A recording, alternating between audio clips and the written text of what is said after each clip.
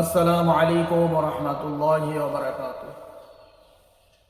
আমরা সর্বসময় চেষ্টা করি যে বিভিন্ন রকম অনিষ্টতা থেকে দূরে থাকার জন্য, বিপদ থেকে দূরে থাকার জন্য, মুসিবত থেকে দূরে থাকার জন্য। বিপদ আপদ মুসিবত কিছু না কিছু মানুষের সর্বদা লেগেই আছে।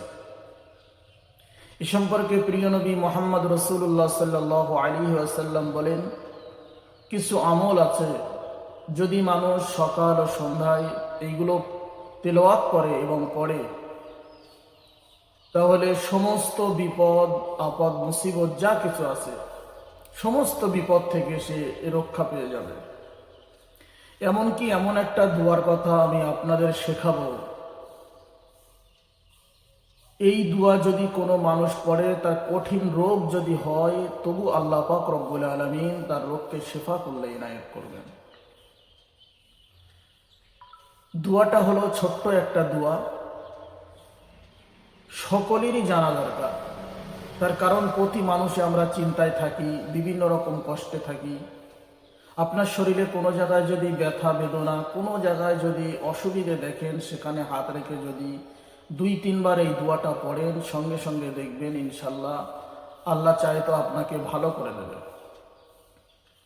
ছোট্ট একটা দোয়া, এই দোয়াটা পড়লে আপনার সমস্ত রকম বিপদ এবং কঠিন রোগ থেকে আপনি মুক্তি পাবেন। তা চলুন দোয়াটা মুখস্থ করে নিন। বিসমিল্লাহিল্লাযী লা ইয়াদুররু মা আসমিহি শাইউন ফিল আরদি ওয়ালা ফিস সামাই ওয়া হুয়াস সামিউল আলিম।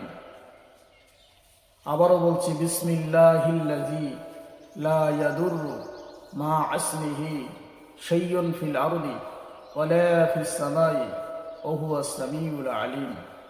যদি এই দোয়াটা আপনি কোনো বিপদে পড়েন, সঙ্গে সঙ্গে আল্লাহ পাক রব্বুল আলামিন আপনাকে বিপদ থেকে উদ্ধার করবে। এটা এমন একটা পাওয়ারফুল দোয়া। এই দোয়াটা যদি আপনি কোনো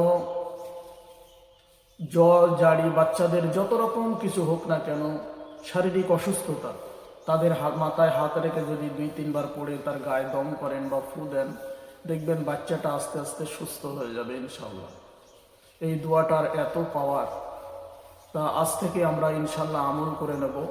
আর এমন দোয়া পাওয়ার জন্যে, এমন দোয়া মুখস্থ করার জন্যে, খুঁটিনাটি মশলা এবং দোয়া দরুদ জানার জন্যে আপনি ভিডিওটা সাবস্ক্রাইব করে রেখে দেবেন, যাতে করে আপনার উপকারে আসতে পারে।